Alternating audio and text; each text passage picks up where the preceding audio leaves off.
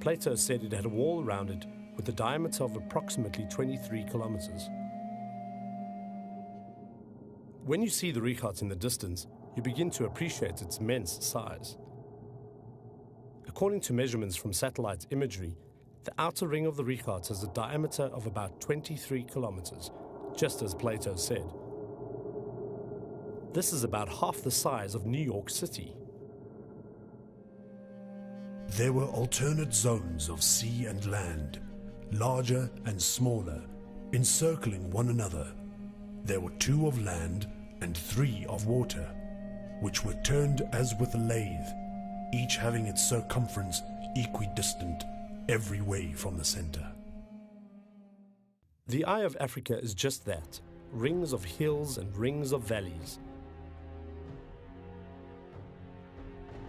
And even today, the valleys tend to hold water during the short rainy season. One is simply dwarfed by the immense size of the terraces.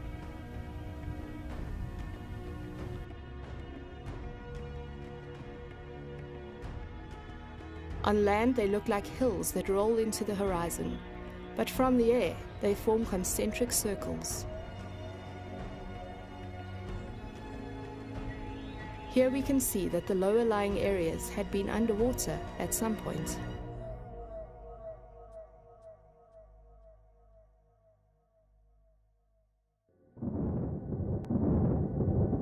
Plato describes violent flooding, earthquakes, and tsunamis that destroyed the entire island in a single day of disaster.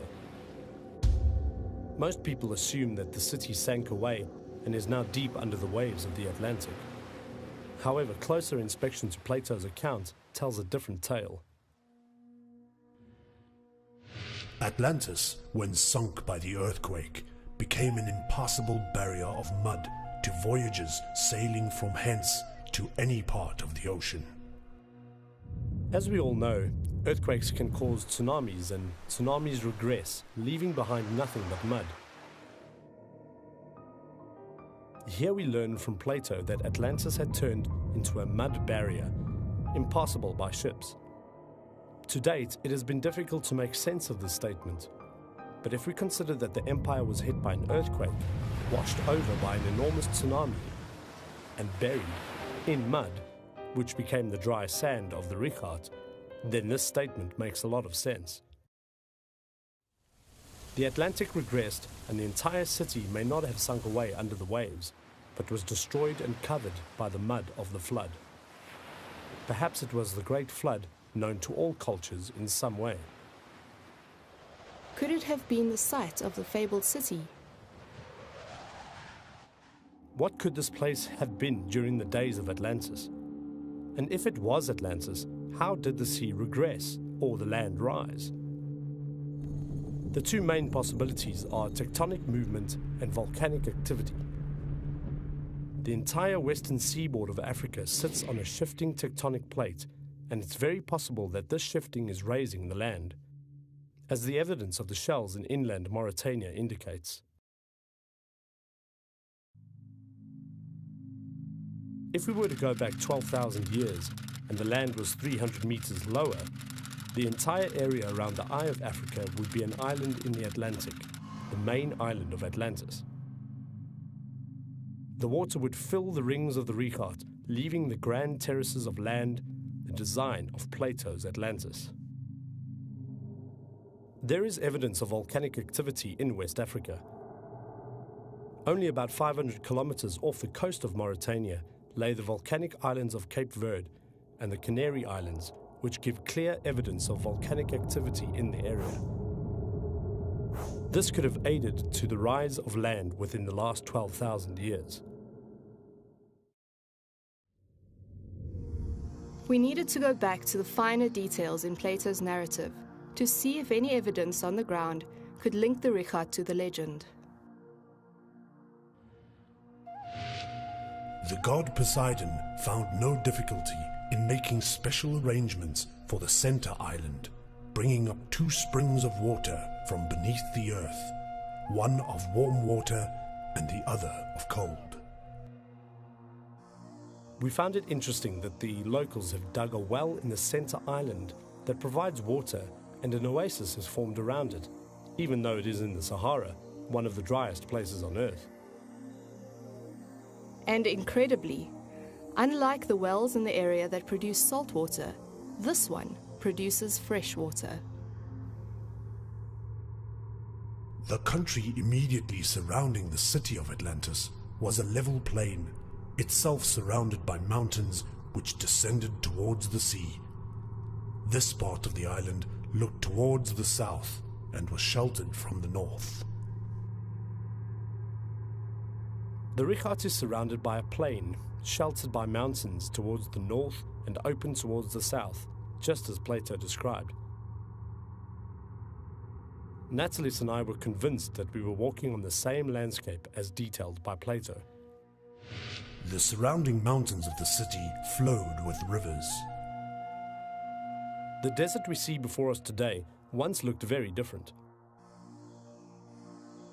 Science has confirmed that the Sahara was once lush and fruitful, an area rich with vegetation and flowing with rivers and streams. We can still see the scars of the riverbeds on satellite imagery, which flow down the mountainside towards the Richat, but most of them have dried up completely.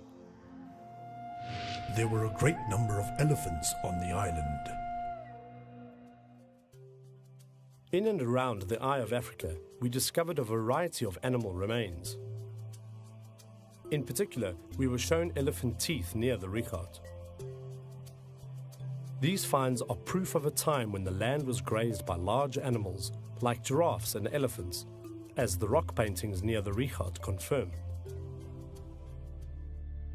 Could this have been Atlantis?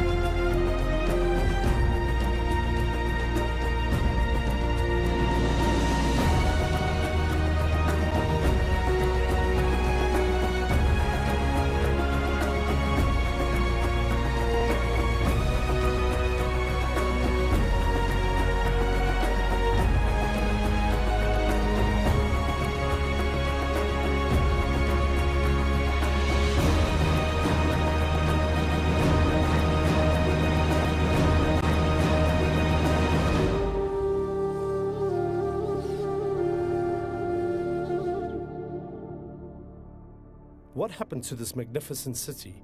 What happened to the people? Could there be any remnants of this civilization? There is an abundance of ancient artifacts around the Richat area, which makes a compelling argument for cultures that have come and gone in the region. Near the Richat, we were taken to a rough makeshift museum, which has a collection of numerous well-preserved artifacts, saved and meticulously sorted by the locals. Their written and oral history only goes back about 1,000 years, although it is clear that these relics are far older than their formal history. Some of those remnants are ancient stone spheres, which could have served an artillery function. They have a flattened side, so they can be stored without rolling about. You can assume that they were not used by some lone hunter, but kept in shelves in large numbers and used in organized warfare. It would have been a most effective method of defense. This type of artillery may have also been used in naval warfare. A lot of those stone spheres have been found in and around the Richat. This gives us further evidence for an ancient, sophisticated society in the area with a proper military setup in place. One of the artifacts we were shown is a needle made of stone. The needle is made completely symmetrical and is very smooth. It demonstrates a high standard of workmanship and civilization. A lot of those arrowheads are found near the Richat. They are usually claimed to be around 10,000 years old. The arrowheads are made from stone and are worked with great precision. Plato clearly describes Atlantis as a culture that was handling metals, and copper artifacts are also found around the Richat.